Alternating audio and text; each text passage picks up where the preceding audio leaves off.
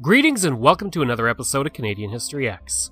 Before I continue, if you want to support the podcast, you can go to patreon.com/CanadaX. That's EHX. If you support the podcast, you get a bunch of different rewards depending on the tier that you choose. And all the money that you help support the podcast with goes straight into us making great episodes for you. She is one of the greatest scientists in Canadian history and someone whose work is being rediscovered. Her impact on the world of nuclear physics cannot be understated, and she was considered to be on the same level as Marie Curie. She was Harriet Brooks, and today I am looking at her life, along with a wonderful interview with her descendant, Denny, who is writing a play about her famous ancestor. She will be providing insight throughout the episode, and we will close the episode talking about her play, Wonder, about Harriet Brooks. Harriet Brooks was born in Exeter, Ontario on July 2, 1876, the third of 9 children to George and Elizabeth Brooks. Her father worked at his own flour mill until it burned down. It was sadly not covered by insurance, and this would hit the family hard. He would have to work as a commercial traveler for a flour firm to make ends meet. As a result of this new job, the family had to move throughout Quebec and Ontario during Brooks' childhood. Eventually, the family would settle in Montreal. The couple would eventually have 9 children, and only Harriet and her sister Elizabeth went on to attend university. For Harriet, she would go to McGill University in 1894 at the age of 18. This was a big step as McGill had only graduated its first female student 6 years previous. Her genius was clear, and she would soon receive a scholarship for her final 2 years of her degree studies. But oddly, because she was a woman, she was not allowed to have a scholarship for her first 2 years. Nonetheless, she would graduate with first-class honors and a BA in mathematics and natural philosophy in 1898. Her outstanding performance in mathematics would earn her the Anne Molson Memorial Prize. Sir Ernest Rutherford, considered the father of nuclear physics, was working at McGill University at the time, and Brooks would be the first graduate student in Canada working for him. You know, it's sort of extraordinary to think where she even got the idea to try it, you know? I mean, I wish I could uncover her diary somewhere, teenage Harriet thinking through, what am I interested in? But I think it must have been a pure curiosity, you know, if she was someone who had that kind of brain where you look at the world and you wonder how it works, and then she had the drive to do well in school and get herself to university. And so her and my great-grandmother Elizabeth, her sister, both went off to university. Some of the first women to go to McGill and to go university in Canada at all.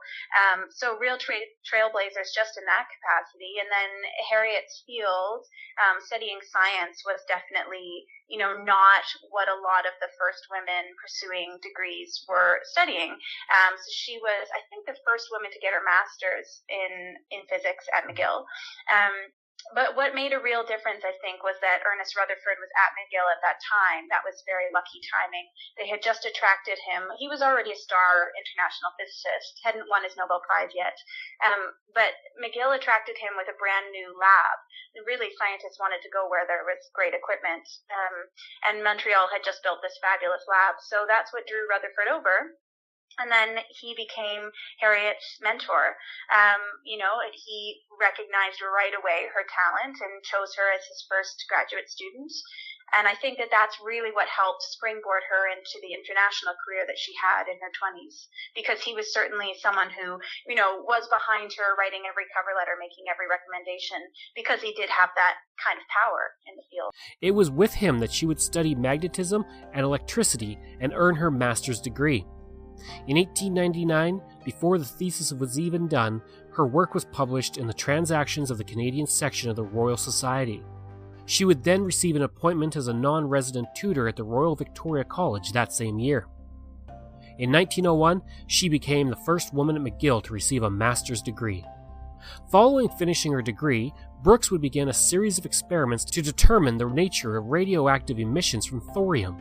Her experiments would serve as the foundations of the overall development of nuclear science.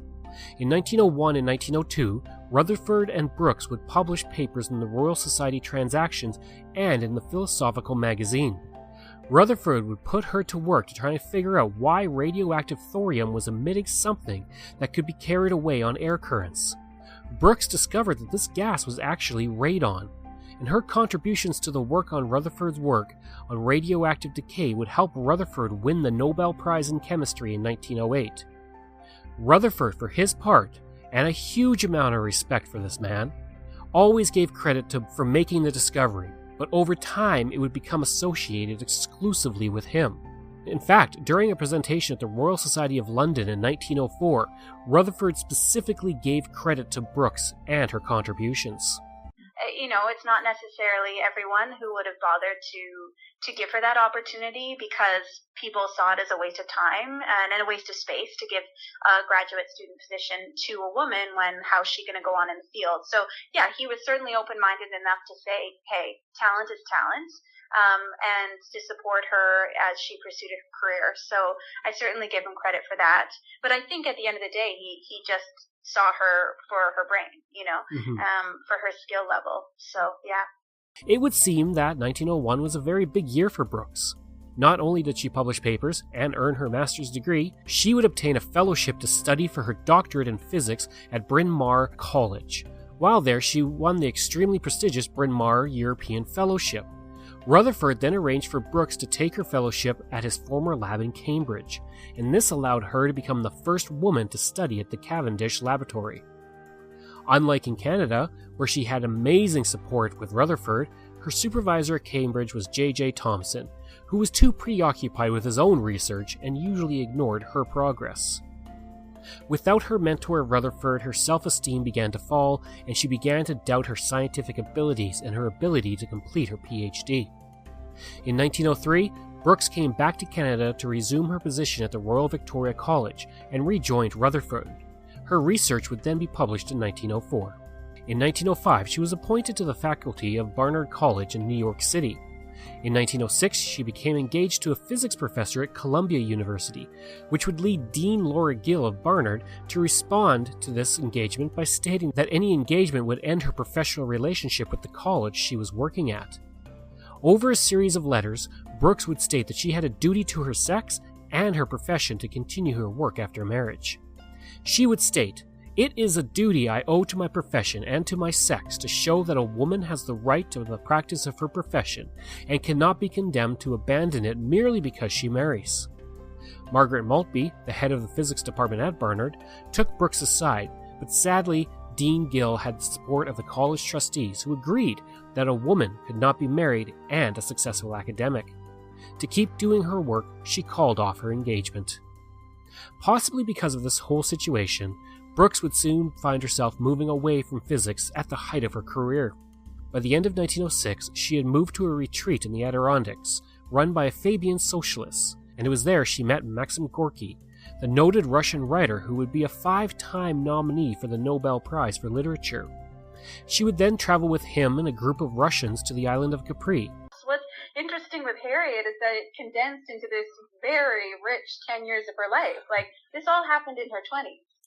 In the turn of the last century, which is like not a normal 20s to have if you're a woman in the turn of the last century.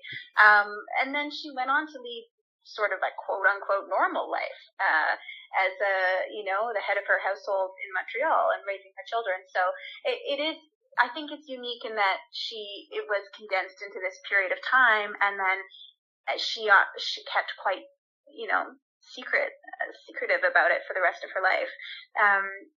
But I think, again, it must have been her mind, that drew these people to her. Someone like Maxim Gorky, even with the language barrier and the cultural differences, that immediate admiration that he felt for her, and it's palpable in some of his writing that summer when he describes her. Just the fact that she was welcomed into that circle, young physicist in her 20s from Canada, welcomed into this circle of revolutionaries. It tells you something about her. She could hold her own. Clearly, she could hold her own. I would love to sit down and have dinner with her. Let's just say that. It was also during this time that she met a giant of physics, Marie Curie. Curie invited Brooks to be one of her staff in Paris.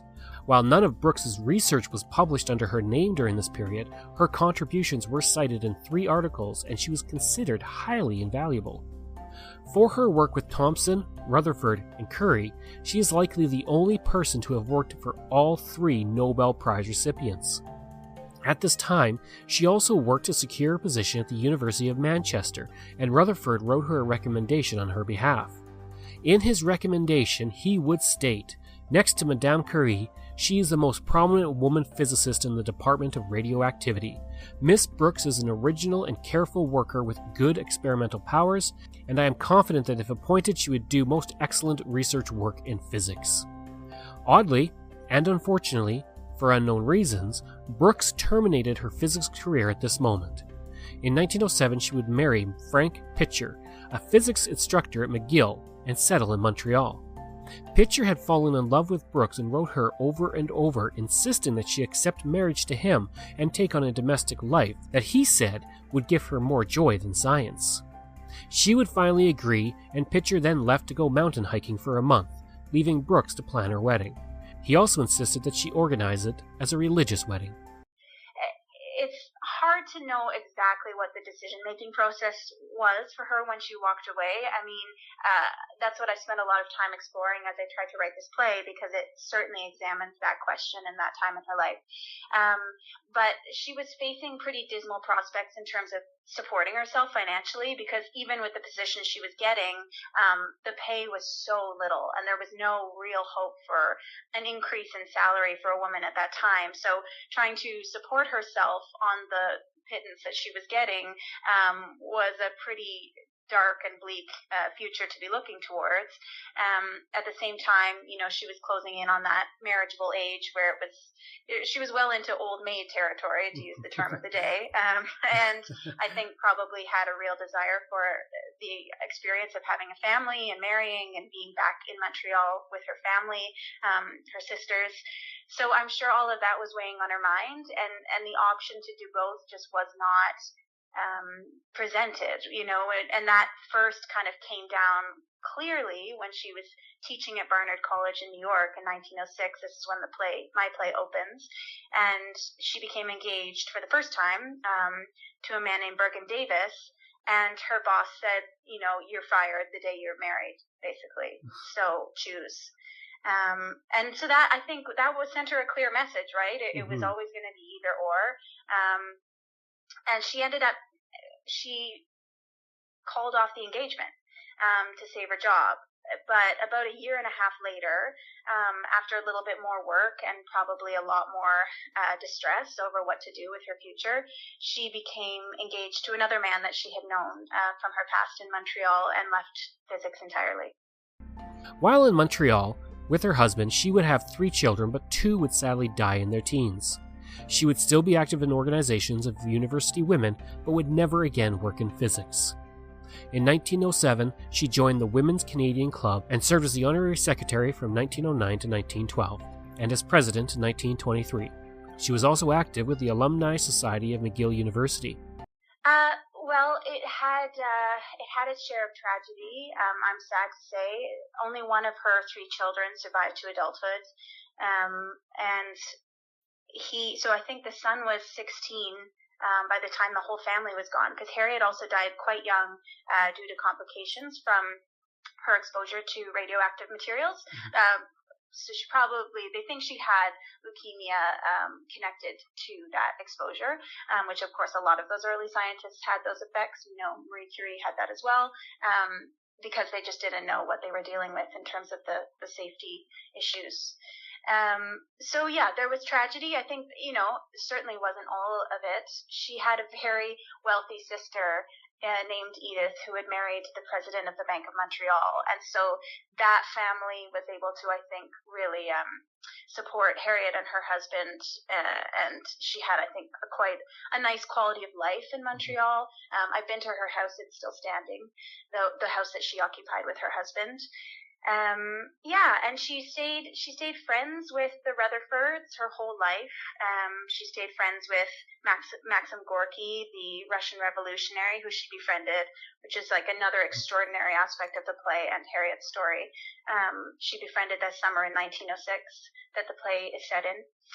So she stayed in touch with some of these people, but largely what her son said in the book, he's unfortunately passed away, so I never met him, but he said that she didn't really talk about the period in her life when she was an internationally renowned physicist, which is extraordinary to think of now. It just wouldn't be the case now, but it was a closed chapter in her life, and I think until this book was written in the early 90s, just most people in my family did not really grasp what had happened in her life. On April 18th, 1933, she would pass away at the age of 57. The New York Times would credit her as the discoverer of the recoil of the radioactive atom for her work as one of the first persons to discover radon and help determine its atomic mass. Rutherford, her constant supporter, would write a highly glowing obituary of Brooks in the journal Nature. For many decades, the contributions of Brooks to physics were unknown, but in the 1980s she began to be recognized for her foundational work in nuclear science. She was the first person to show that the radioactive substance emitted by thorium was a gas with a molecular weight of 400 to 100, which was crucial as a discovery because it showed that elements undergo some transmutation in radioactive decay. We have a tendency in Canada to kind of celebrate international figures before we celebrate our own, I think, sometimes. So it can be frustrating to see, people time and again honoring someone like Marie Curie, who of course was magnificent, a brilliant woman in history, but kind of never shine a light on some of the Canadians that we have, who did amazing things. So I do think it's changing, though. Even in the course of this project, I've seen Harriet's name just come up so much more often on the radar. I think there's a hunger for women's history in Canada, but also in other parts of the world. And so I think people are starting to lift those stories up. And also it's an important time in STEM fields. They're really fighting for gender equality, I think, in a very meaningful way right now. So there is a hunger also for stories of women in STEM. So I have definitely felt the science community start to kind of wake up to Harriet's story as well.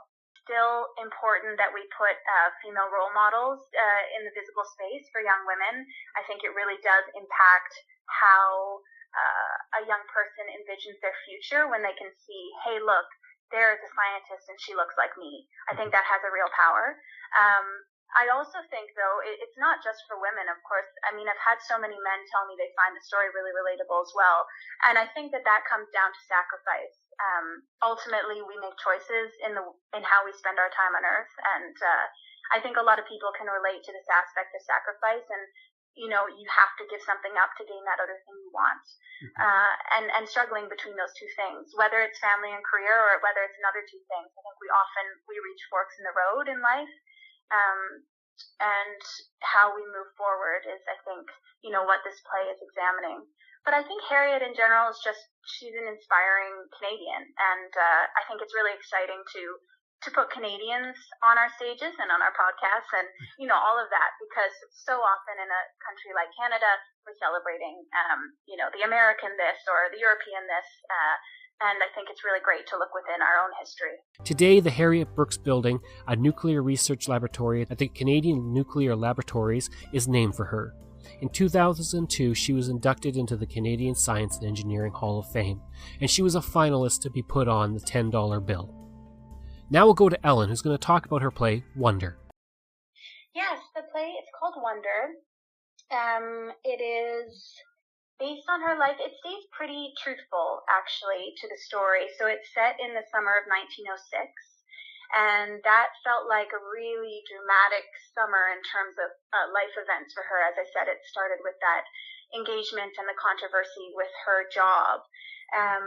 And then she went from there to an informal socialist colony in the Adirondack Mountains, which is this like crazy left turn. And that she spent that summer at this beautiful mountain estate, and which felt like a really rich setting to take the piece. And there, also staying there that summer, was Maxim Gorky, who was exiled from Russia, and they formed an immediate friendship. And when I was reading that part of the book, I was just so blown away that she had this personal friendship with this man. And because, like Maxim Gorky was a like friends with Tolstoy, and Chekhov is like my favorite playwright. Like just this, he's an extraordinary figure, and also a very fun character to write. So I really wanted to put him in the play as well.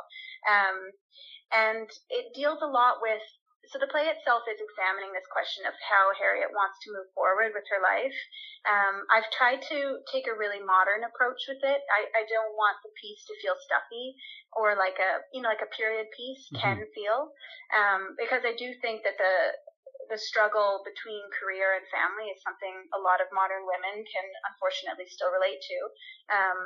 And also the fact that Harriet was groundbreaking for her time means that I just feel like her story has to be told in a way that has an edge, a forward-leaning way. So I found an amazing director-dramaturg named Sarah Kitts who has a real modern feel in the theater she makes, and she's been really helping to push the piece as well. So we play with time a little bit. There are some surreal aspects to the piece, and we also use a lot of contemporary movement to convey some of the more abstract sections where Harriet is inside her experimental work, so I'm trying to use the science in a really active way in the play and to chart her emotional course through some of the physics research as kind of a metaphor. It's been really fun to see over the 5 years I've been writing it, how it has evolved, how the piece has evolved, and how the story wants to be told.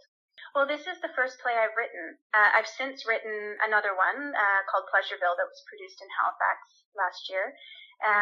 But Wonder, I really started writing because I wanted to tell my Aunt Harriet's story. I felt so strongly about bringing it to the stage, and also, in general, bringing more complex female voices to the stage. And I knew she was the right candidate for that. But I come from an acting background, so I work as a professional theater performer across Canada in plays and musicals. And but I very much have writing in my blood. My mom, Marian Johnson, she's a writer and a playwright. And so I think I always knew I would write, but this was the push to do so, and I'm so glad that I've started, because now I can't stop. But I am completely indebted to the Rainer Canhams, who are a research team who are now based in Newfoundland, who wrote the book, because their research was completely instrumental to me doing this project. And I highly recommend the book for people who are interested in her life, because it's so thorough. And it was written in a time when there were still people alive in my family who knew her. So then that window's closed now. So I'm so glad it happened when it did. But beyond that book, of course, I've gone into my own research. I've done some trips as well. I went down to the Barnard College campus in New York, and I've gone up to Montreal and gone to the Rutherford Museum there on the McGill campus, and also to Harriet's grave and her former house. So it's been, that part of it I find really fascinating. Like it's a little like going back to school, but you're choosing your own subject, Yeah, I can nerd out on that, and then I have to remind myself to get back to writing this life sometime. Information for this piece comes from Wikipedia, CBC, Women You Should Know, Canada's Virtual Museum. I hope you enjoyed this episode of Canadian History X. If you did, please give a rating and review. You can support the podcast again through Patreon by going to patreon.com/CanadaX, that's EHX, and you can email me any questions you have at CanadianHistoryX@gmail.com. Thanks, and we'll see you again next time.